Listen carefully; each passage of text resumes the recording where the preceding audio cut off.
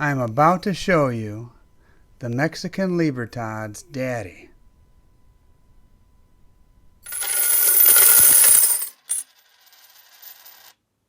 T.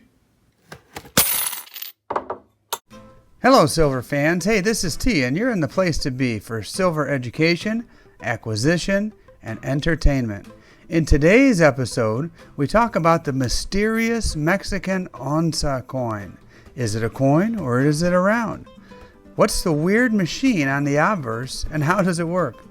Are they worth stacking? I will attempt to answer all these questions and more. But first, I hope that throughout this video you learn a little something. And if you do, please hit that like button. And if you're new here, please subscribe.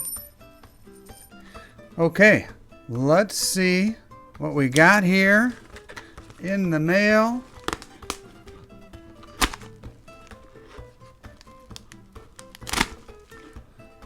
Get that out of the way there.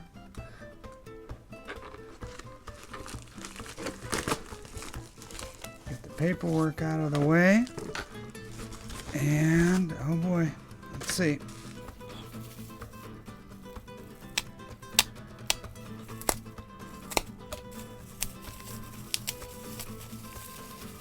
Oh, here we go. Finally.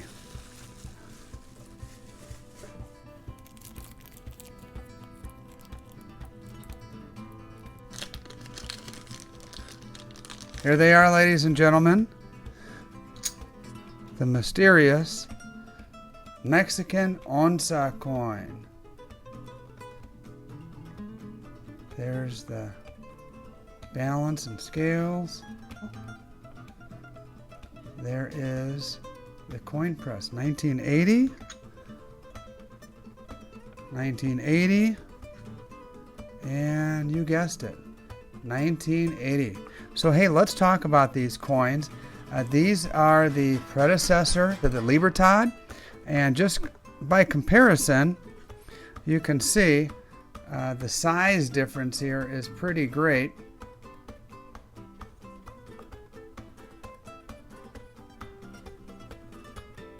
With the Onza being much bigger than the Libertad.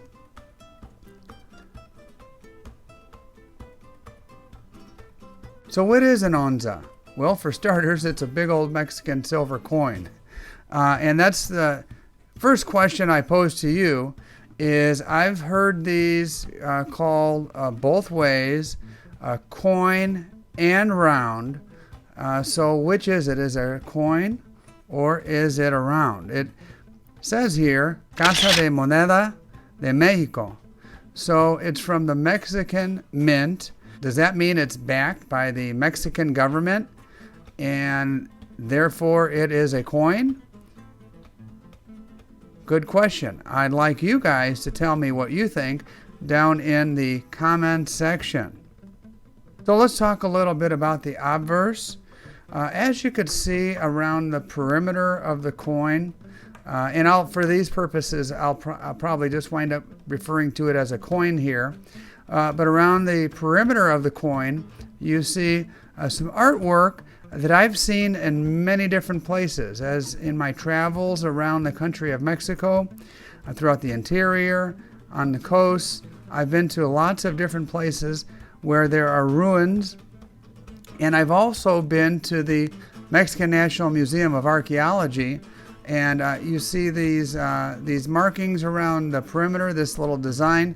That's prominent throughout pre-Columbian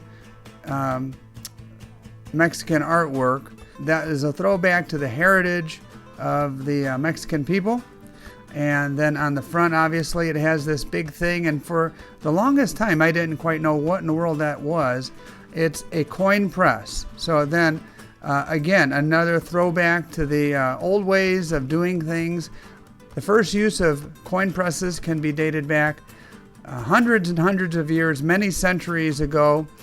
These coin presses came into use, and that's certainly not the way the Mexican Mint currently makes their coins, or even in 1980 when this was struck, but it's a throwback to those days of the coin press.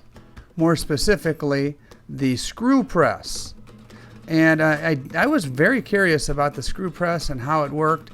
And what I did was I actually did a little YouTube search and found that you can find these in action. They don't just squeeze down and slowly screw into a coin and using pressure in that fashion. They actually spin around really hard with great force, and the coin is pressed in a hammer-like way as this press operates with great force. And then on the reverse, you have the balance and scales and some other interesting information. You see here it says Le 0.925. That makes this coin a sterling silver coin, which is kind of interesting and mysterious in certain ways. A lot of people shy away from sterling silver coins, 0.925. It's kind of strange because the same people would buy 90%ers all day long, tend to shy away from a coin with even greater purity than that. But the bottom line is, this coin, it says Onza Troy de Plata Pura. That means 1 ounce of pure silver. The contents of this coin is 1 ounce of pure silver, as the name clearly states. What throws some people off is the grams. As a matter of fact, the person that I purchased this from, as they were selling this on a Facebook auction, said, hey, we're selling this at the price of a troy ounce of silver, even though it's a little bit more than a troy ounce of silver. Well, in reality, and that's a common misconception, it really is not.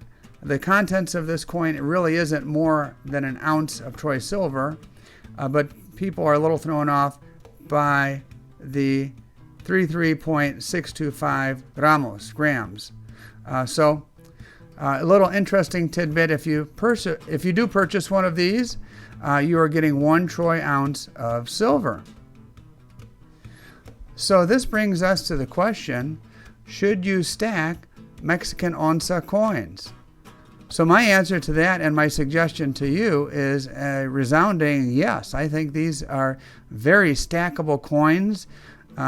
Considering people are far less familiar with these onza coins, the predecessor to the Libertad, than they are of the Libertad, and this is the old style. These onza coins often go overlooked. So if you're able to find these at a coin shop and people are kind of ignoring these, that might be your golden, or I should say, your troy ounce of silver opportunity to pick these up at a decent price. So let's talk just for a moment about the history of these Mexican onza coins. And it's kind of strange. The Mexican Mint began striking these in 1949, and then they continued to strike them on and off throughout the decades, but all of them had the date 1949 on them until they began restriking them, or striking them once again consistently, and then dating them 1978, 1979, and 1980. And then they stopped. And then the Libertad was born. This happens to be a 1982 Libertad, and some of you may know the history that although the date on the Libertad is 82, there were 82s and 83s and 84s, but none of them were really released until 1984. Oh, and by the way, if you happen to be a fan of the Mexican Libertad coin, be sure to check out one of my previous videos where I go into far more depth on my personal favorite, the Mexican Libertad. So this brings us to the end, my friends. I am going to leave you with 2 questions. Number 1, coin or round? What do you call the Mexican onza? And is it worth stacking? Yes or no? Or in Spanish, sí or no? Hey, thanks for watching. I hope you learned a little bit about these Mexican onzas. I hope that you'll keep your eyes peeled for them in the coin shops or elsewhere, wherever you shop for your precious metals. And I will leave you with my mottos, my friends. May your premiums be low and your stacks be high. T.